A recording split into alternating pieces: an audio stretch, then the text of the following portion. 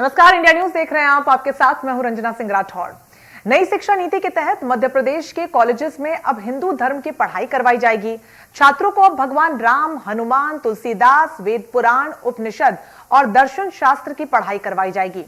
BA प्रथम वर्ष के दर्शन शास्त्र में नया पाठ्यक्रम भी जोड़ा गया है। मध्य प्रदेश में इसी साल से लागू होगा नई शिक्षा नीति के तहत नया पाठ्यक्रम। नए पाठ्यक्रम को लेकर उच्च शिक्षा मंत्री मोहन यादव ने कहा है कि इन विषयों के जरिए छात्रों को जीवन के मूल्यों के बारे में सिखाने की कोशिश की जाएगी। तो वहीं कांग्रेस ने नए पाठ्यक्रम को लेकर बीजेपी पर निशाना साधा है। आज हम मध्य प्रदेश में छात्रों के लिए नए पाठ्यक्रम को लेकर चर्चा करेंगे, जिसमें हमारे साथ कुछ खास मेहमान भी जुड़ेंगे। लेकिन उससे पहले आइए आपको ये सुनवा देते हैं कि मध्य प्रदेश के उच्च शिक्षा मंत्री मोहन यादव ने इसको लेकर, इस बड़े फैसले को लेकर क्या कुछ कहा है। कोई धार्मिक शिक्षा करके लेने की नहीं है, लेकिन जो गौरवशाली अतीत हमारा है उसको पाठ्यक्रम में विद्वानों ने मिलकर के अगर मौका दिया है तो विभाग लागू करता है और उसमें गलत भी नहीं है। मुझे इस बात का अपने आप पे गर्व भी कि नई शिक्षा नीति के अंतर्गत ऐच्छिक सब्जेक्ट के नाते से वो बीए, बीकॉम, बीएससी में अगर विद्यार्थी पढ़ना चाहे तो रामायण के कुछ पाठ जो हमने बनाए हैं वो अपने जीवन में लागू कर सकता है। इंजीनियरिंग में भी रामसेतु पढ़ाएंगे कैसे? नहीं, मैंने कहा कि जो विद्वान लागू करेंगे, विभाग उनको लागू करने में कोई पीछे नहीं रहेगा। विद्वानों ने अगर सिलेबस बनाया है नई शिक्षा नीति में गुंजाइश है तो हमको इसमें क्या संकोच आना चाहिए। सर, विपक्ष आरोप लगा रहा है कि टेक्निकल एजुकेशन 9th क्लास से नई शिक्षा नीति में बात हुई थी ताकि रोजगार मिल सके, तो उसमें इस तरह की शिक्षा जो लगातार आरोप लगते हैं कहाँ तक जाए? नहीं, देखो, कांग्रेस या विपक्ष जो बोले मेरे को इससे ध्यान में नहीं है, लेकिन वो बात को समझेंगे तो इस बात का उत्तर मिल जाएगा। बेहतर होगा कि जो वर्तमान परिप्रेक्ष्य में खुली नीति बनी है, शिक्षा नीति, जिसमें 131 प्रकार के सब्जेक्टों को पढ़ करके विद्यार्थी अपना सर्वांगीण विकास कर। तो इस बीच अब सियासत जो है वो गरमाने लगी है। भारतीय जनता पार्टी की तरफ से और कांग्रेस की तरफ से इस मुद्दे को लेकर क्या कुछ कहा गया, पहले प्रतिक्रियाएं आपको सुनवा देते हैं। और आज सरकार के पास कहने के लिए कुछ नहीं है। 2.5 लाख करोड़ रुपए का कर्जा हो गया है, विकास के काम सब बंद हो गए हैं, कोरोना की बीमारी में लोगों की जान चली गई। और महाभारत के मुताल्लिक आज यहाँ के शिक्षा मंत्री ने घोषणा करी है कि वो रामायण और महाभारत पढ़ाना चाहते हैं सिलेबस में। ठीक है, अच्छी बात है, रामायण महाभारत पढ़ाएं तो साथ में कुरान, बाइबल और ग्रंथ को भी जोड़ लें तो सारे धर्मों का ज्ञान भी स्टूडेंट्स को होगा।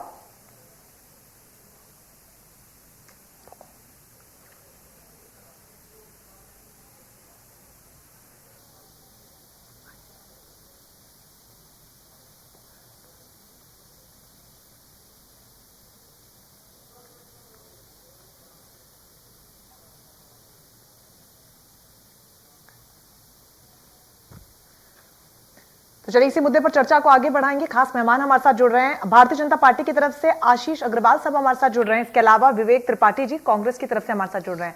आप दोनों ही मेहमानों का इंडिया न्यूज मध्य प्रदेश छत्तीसगढ़ पर बहुत स्वागत है। सर, शुरुआत में करना चाहूंगी आशीष जी आपसे, क्योंकि आपकी सरकार ने इस बड़े फैसले को लिया है। नई शिक्षा नीति के तहत अब ये बदलाव किया जा रहा है, किस तरीके से आप देखते हैं ये बदलाव, किस तरीके से मध्य प्रदेश में खासतौर में शिक्षा नीति में, शिक्षा के क्षेत्र में भी बदलाव लेकर आएगा?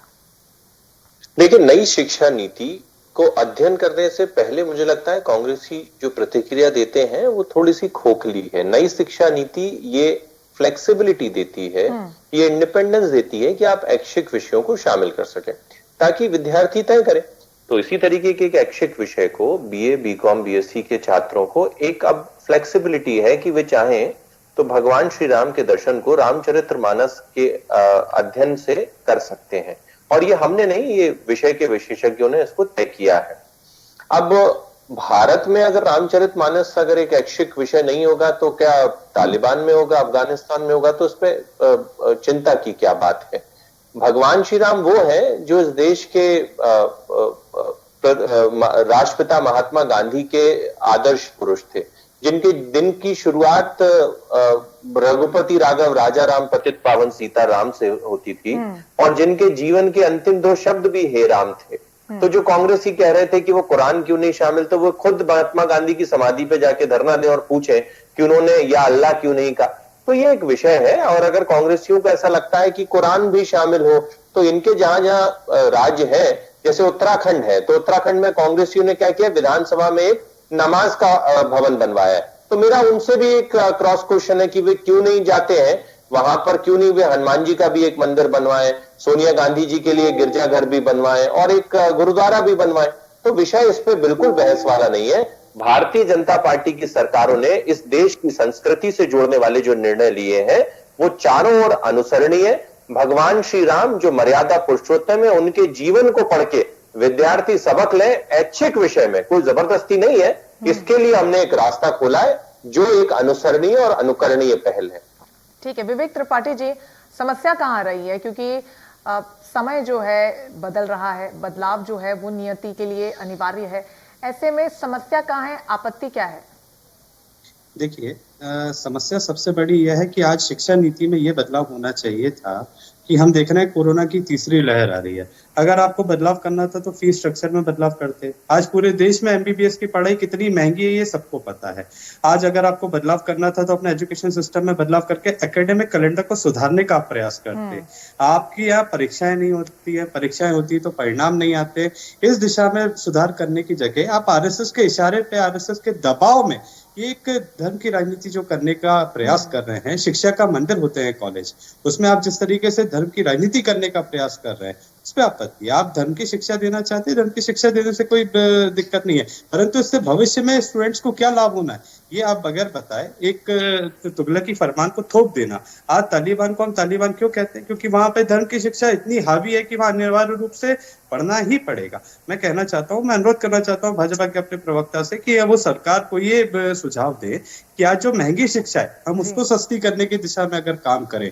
हम एकेडमिक कैलेंडर जो बीपैटरी हो चुका है मध्य प्रदेश में, पूरा एकेडमिक कैलेंडर इतना बिगड़ा हुआ, 3 साल की डिग्री 5 साल में हो रही है, समय पर परीक्षाएं नहीं करी जाती है, समय पर परिणाम नहीं घोषित किए जाते हैं और यहाँ बच्चों का भविष्य जब दांव पे लगा है। आपकी सरकार को केंद्र में प्रचंड बहुमत देश के युवाओं ने दिया था क्योंकि आपने उनके साथ में छलावा किया। आपने उनसे 2 करोड़ रोजगार प्रति वर्ष देने का वादा किया था, उस वादे में आप पूर्णतः विफल साबित हो गए। आज युवा आपसे रोजगार मांग रहा है, आप उनको धर्म का ज्ञान दे रहे हैं। तो मैं समझता हूँ अगर एजुकेशन सिस्टम में सुधार होना है तो उसके लिए और भी कई तरीके हैं जिससे मैं समझता हूँ भविष्य में छात्रों को फायदा होगा और वो देश और समाज की सेवा बेहतर तरीके से कर पाएंगे।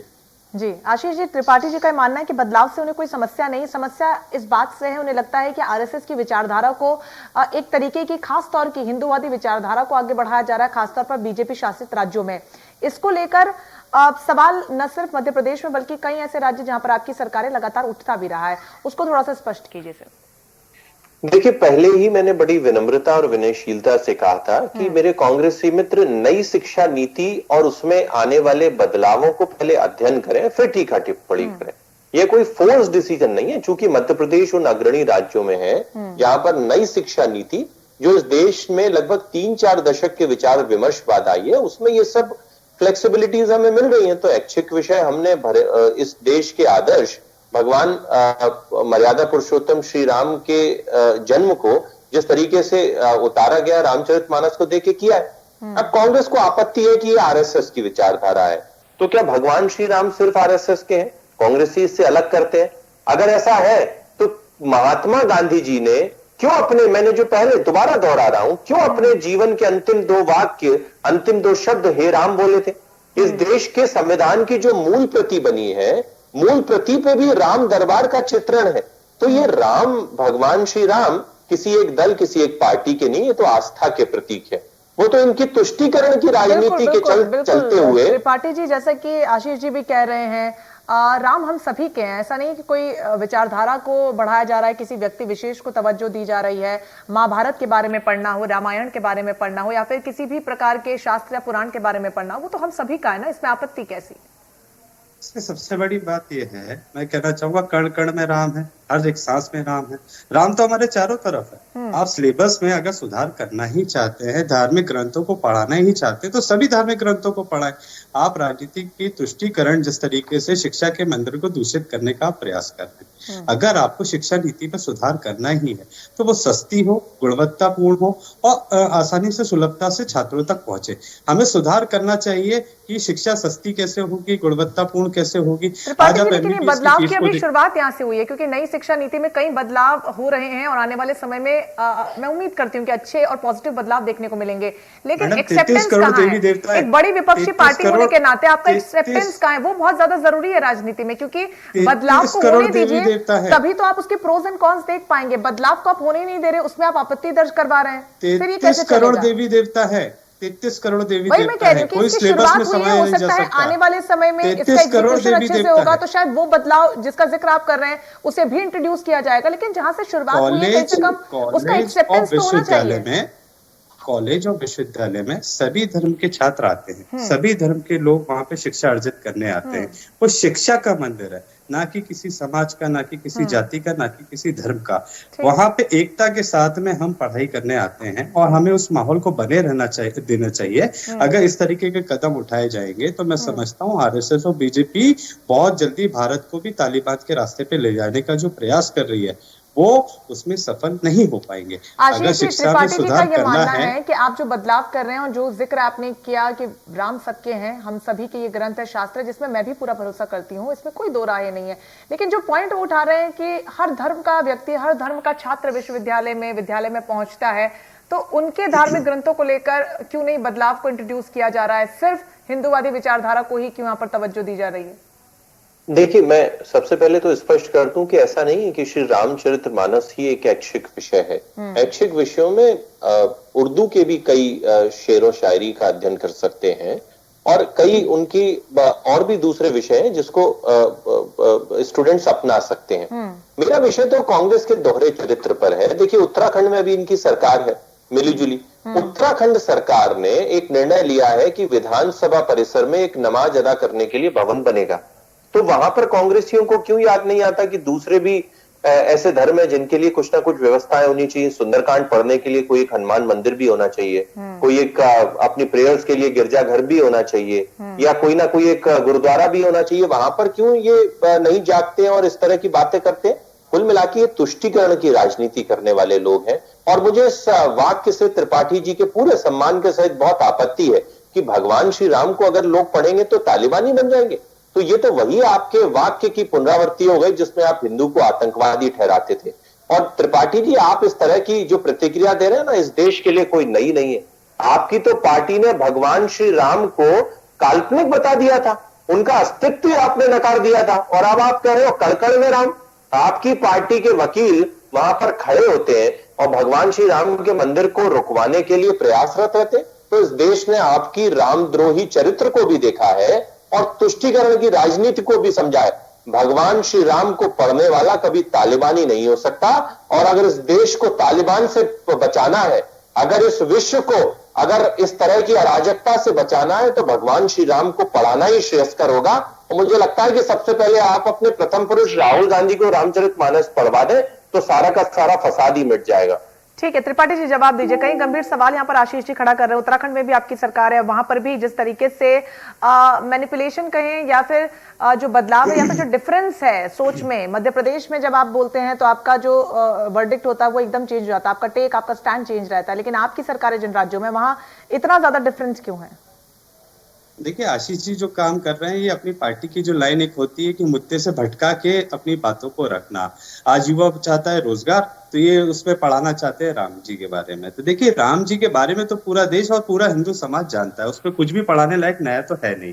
दूसरी बात, आज देश के युवाओं को रोजगार की आवश्यकता। आप रोजगार के अपने मुद्दे से तो भटक जाते हैं, आप रोजगार पे तो कोई बात कर नहीं रहे। आज मध्य प्रदेश में बेरोजगारी दर निरंतर जो बढ़ती जा रही है, उस विषय में आप चर्चा करने से भागने के लिए इस तरीके के विषयों के माध्यम से आप अपना बचाव कर रहे हैं। ढाल की तरह कब तक आप धर्म के नाम पे राजनीति करेंगे? मुद्दों की राजनीति में बताने के लिए आपके पास में कुछ भी नहीं बचा है। आशीष जी जिस तरीके से आज बता रहे हैं कि हम ये श्री राम के बारे में पढ़ाएंगे तो चरित्र का निर्माण होगा, मैं पूछना चाहता हूं भाई साहब, शिक्षा नीति में बदलाव करना ही चाहते हैं तो सस्ती और गुणवत्ता शिक्षा देने में आपको क्या आपत्ति है? आप एमबीबीएस की फीस क्यों नहीं कम करना चाहते? आप टाइम पे परीक्षाएं क्यों नहीं कराना चाहते? आप टाइम पे रिजल्ट क्यों नहीं घोषित करना चाहते? आज रोजगार के नए अवसर पैदा क्यों नहीं करना चाहते? उन सारे मोर्चों पे तो आप विफल साबित हुए। आज आप उस पर जवाब देने से बचने के लिए भगवान राम के नाम का सहारा लेते हैं। मैं कहना चाहता हूँ धर्म की शिक्षा ही देना है तो सभी धर्मों को क्यों नहीं दे। भारत में एकता और अखंडता को आप कहीं ना कहीं खंडित करने का प्रयास कर रहे हैं। ठीक है त्रिपाठी जी, ठीक है, जिस एजेंडा के लिए आरएसएस के इशारे पे आप जो ठीक है त्रिपाठी जी, आशीष जी से मैं ये सवाल लेना चाहूंगी क्योंकि रोजगार को लेकर समस्या लगातार बनी हुई है और कोरोना काल के बीच जब तमाम स्कूलों और कॉलेजेस को सर हमने बंद होते हुए देखा तो फीस को लेकर अभिभावक खासे चिंतित नजर आए। तो ये तो इंपॉर्टेंट फैक्टर है, इस पर सरकार क्या कुछ कर रही है उसको लेकर थोड़ी सी जानकारी सर दीजिए। देखिए, सरकार सारे विषयों पे बड़ी गंभीरता और प्रतिबद्धता के साथ काम कर रही है। कोरोना के समय में भी जिस तरह से हमने ये सुनिश्चित किया कि अभिभावकों पे कोई एक्स्ट्रा लोड ना आए, तो वो आपने देखा ही होगा। अब मेरे मित्र दोबारा मैं कहता हूं कि शिक्षा नीति का बिना अध्ययन किए टीका टिप्पणी कह रहे हैं। ये शिक्षा नीति लॉर्ड मैकाले की शिक्षा नीति से अलग इस देश के भविष्य को, अपने ऐच्छिक विषयों को पढ़ने की भी, अपने रुचि अनुसार अपनी मूल्य आधारित शिक्षा को भी लेने का एक फ्लेक्सिबिलिटी देती है। और उसमें भगवान श्री राम को पढ़ाना मुझे लगता है अनुसरणीय नहीं, अनुकरणीय है। अब इनको अगर सिर्फ कुरान से प्रेम है तो महाराष्ट्र, राजस्थान, छत्तीसगढ़ में सरकार है, वहां पर भी देश सभी शिक्षा नीति लागू करेंगे तो वहां पे सबसे पहले मेरे मित्र सिफारिश करें राहुल गांधी को, वे सबसे पहले कुरान पढ़वाएं, हमें कोई आपत्ति नहीं है।